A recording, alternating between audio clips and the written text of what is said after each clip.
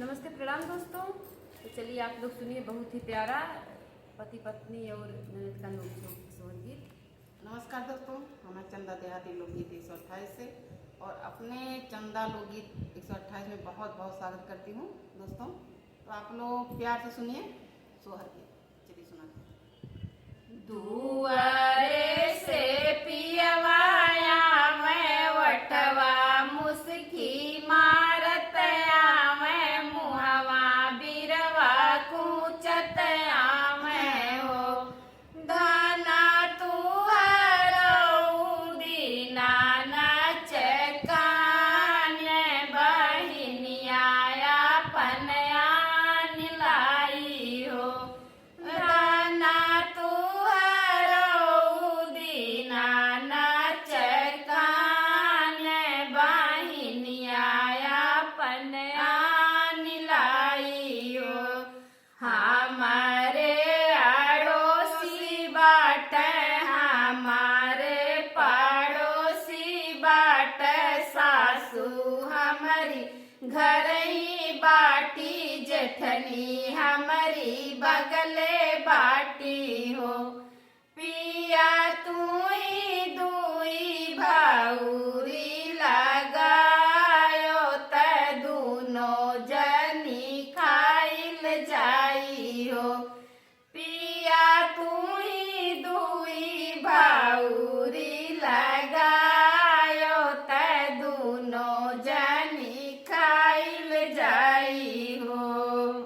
हम तो जानी हाट गाए पियावा बाजार गाए पियावा बाजार गाए हो बहिनी चली गई बहिनी के देश बहम से छिपाई गए हो हे बहिनी चली गए बहिनी के देश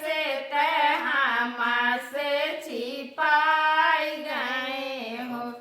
दुआरे से पियवाया मैं वटवा मुस्की मारत आवे मुहवा बिरवा कूचत आवे हो दाना तुहरऊ दीना नच कान बहिनिया पनयान लग हो दाना तुहरऊ दीना नच कान बहिनिया पन आन लैली हो चूल्हा चौका तोड़ डारी सारा बर्तन तोड़ डारी सासू के डेरवाए लागी हो बहिनी आवत बाटी बैरिनी हमार जियरा मोरा धक धक कर हो बहिनी आवत बाटी बैरिनी हमार जियरा मोरा धक धक कर हो अंग अंग मोर बात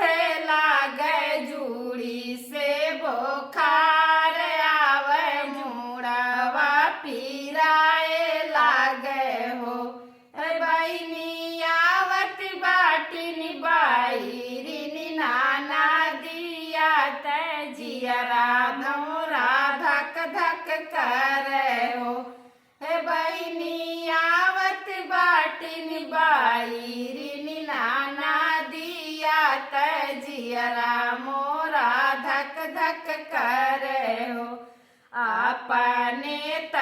अपने आई है सोलह तू लड़का लई है घर मोरा चुनली है दुआरे पर पंचायत करी है हो बहिनी मोरा घर खाई है नाना दिया त हम के उजार जई है हो बहिनी मोरा घर खाई है नाना दिया त हम के उजाला